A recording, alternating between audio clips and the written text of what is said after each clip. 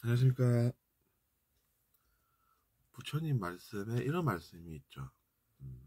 다른 사람과 비교를 해보면 또 그 사람이 나보다 처한 환경이 어려우니까 내가 행복한 것을 느낄 수 있다 라는 말씀입니다. 그것도 이제 우리가 잘 생각을 해볼 필요가 있는 것이, 자기 자신이 다른 사람보다 현재 나은 처지인 것 같다. 그러면 우리가 이제 감사해야 한다는 것입니다. 얼마나 낫습니까? 나보다 더 힘든 사람을 생각해보면. 물론 그렇다고 해서 그 사람이 나보다 잘 안 됐으면 좋겠다 라고 생각하는 것은 좋은 것이 아니지만, 그래도 자기 자신이 다른 사람보다는 처한 환경이 낫다 생각하면 또 사람이 잘 살 수 있는 것이죠.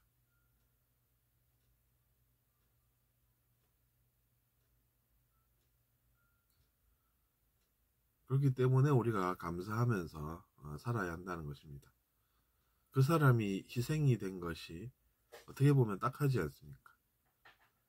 그럼 당연히 그런 양심을 가져야 하겠죠.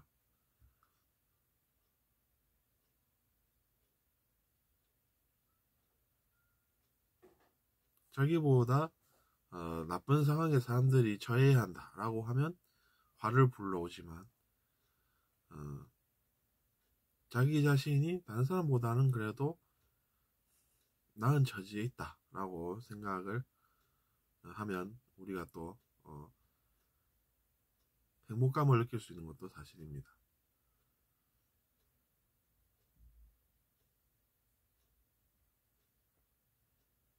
그렇게 이제 우리가 양심도 가지고 또 행복함도 느끼면서 살면 앞으로도 문제가 덜 생기겠죠. 평소에 남이 나보다 잘 안 됐으면 좋겠다 이런 마음을 가지니까 좋은 것이 아니라 좋지 않은 것이 올 수밖에 없다, 이렇게 볼 수도 있는 것입니다. 가끔 그런 생각을 한다라고 하면 그래서 이제 그것도 개선할 점이 있는 것이죠.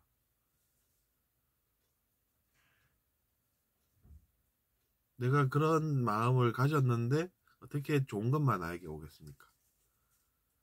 다른 사람이 나보다 잘 안 돼야 된다, 뭐 이렇게 차갑게 이제 생각하고 하니까 이제 그런 일이 또 온다, 이렇게 볼 수도 있는 것이죠. 당연히 그래야 되니까 그런 건 아니겠습니까? 당위적으로 생각해 볼 때 더 그렇지 않습니까? 물론 좋은 것만 왔으면 좋겠죠. 근데 평소에 자기 자신이 그렇게 누군가는 잘 안 됐으면 좋겠다 이런 차가운 마음을 가지니까 그런 것이다, 이렇게 정리를 하고, 또 우리가 이제 평소에 감사하는 마음을 가지면서 그래도 노력은 해야 되겠다라는 것이죠. 한 사람은 왜 나 때문에 잘 안 돼야 됩니까? 그것이 이제 우리 사람들이 가진 마음의 한계입니다. 그러니까 당연히 이제 천국에서 자유롭게 이렇게 살지 못하고 어떻게 보면 지상에서 이제 우리가 이러고 있는 것이겠죠. 그럼에도 불구하고 이제 우리가 생각해 볼 적에 모범이 되시는 그런 존재들은 계셨습니다. 뭐 자기 자신이 어떤 종교를 선택하는지는 자유가 되겠지만 종교에 그렇게 이제 승천하셨다는 그런 분들이 계시죠. 그래서 이제 뭐 그런 건 다 자유 아니겠습니까? 이제 자기 자신이 좋아하는 종교 믿으면 되는데, 그 사람은 그 종교를 안 믿었으면 좋겠다 하는 것도 이제 사실은 차가운 마음이 되겠죠. 그러면서 그 종교를 믿는다 이러면서 자기 자신이 그 사람은 그래서 배신자다 뭐 이렇게 하면 어떻습니까? 자기 자신도 똑같은 걸 겪는다 그러면 그 사람이 좋아합니까? 왜 안 좋아합니까? 그러면 나쁜 마음을 가져서 그렇습니까? 그건 전 모르지만 자기 자신은 알겠죠. 그렇게 돌아가는 세상인 것입니다.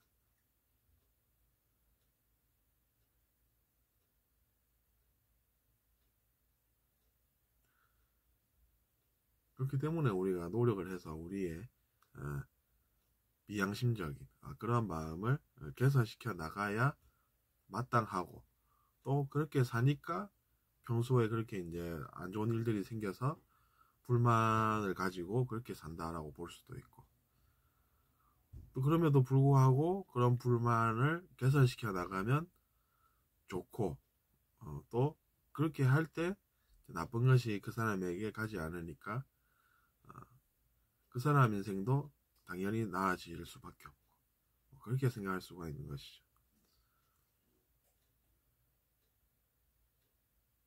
어떻게 보면 다 이제 이렇게 이제 완벽하게 돌아간다 이렇게 볼 수 있는 세상을 일별해 보았습니다.